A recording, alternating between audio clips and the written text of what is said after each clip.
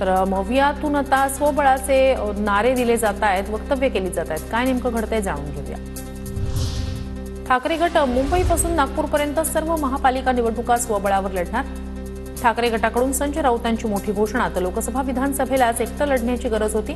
जास्त जागा आल्यास या राऊतांच्या वक्तव्याला दुजोरा देत अरविंद सावंत यांचं वक्तव्य. ठाकरे गटाच्या मनात काय आहे त्यांनाच माहिती. पक्ष टिकवण्यासाठी नाविन्यपूर्ण प्रयत्न. ठाकरे गटाकडून स्वबळावर लढण्याच्या नाऱ्यावर उदय सामंतांची टीका. राजकारणात काहीही होऊ शकतं. प्रवीण दरेकर यांचं ठाकरे भाजप मनोमिलनाच्या संकेतावर उत्तर. तर ठाकरेंच्या स्वबळावर लढण्याच्या निर्णयावर हे तर उशिरा सुचलेलं शहाणपण. प्रवीण दरेकर यांनी लगावला टोला. ठाकरे गटानंतर काँग्रेसकडूनही स्वबळावर लढण्याचे संकेत. संधी हवी असं काँग्रेस कार्यकर्त्यांनीही म्हणावं, मग आम्ही निर्णय घेऊ. खासदार वर्षा गायकवाड यांचं सूचक वक्तव्य. काँग्रेसचा खरा चेहरा त्यांच्या समोर आला. देशापेक्षा खुर्ची मोठी असा त्यांचा चेहरा. ठाकरे गटाच्या स्वबळाच्या नाऱ्यावर भाजप नेते सुधीर मुनगंटीवार यांची प्रतिक्रिया.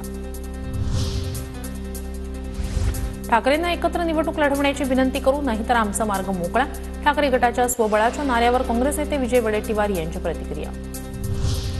भाजपचे राजकारण व्यक्तिगत सुडाचं आणि शत्रुत्वाचं यंत्रणांचा गैरवापर करून राजकीय विरोधकांना तुरुंगात टाकण्याची सुरुवात भाजपकडून. संजय राऊतांचं फडणवीसांना प्रत्युत्तर. संजय राऊत रिकामटेकडे रोज बोलतात. मी रिकामटेकडा नाही. भाजपवरील टीकेला मुख्यमंत्री फडणवीसांचं प्रत्युत्तर. अस्तित्व टिकवण्यासाठी उद्धव ठाकरेंचा वाटेल त्या ठिकाणी जाण्याचा प्रयत्न. गुलाबराव पाटलांची उद्धव ठाकरेंवर टीका. काँग्रेस फारकत घेत आहे तर पवार गटात नेतृत्व बदलाच्या गोष्टी सुरू. गुलाबराव पाटील यांची प्रतिक्रिया.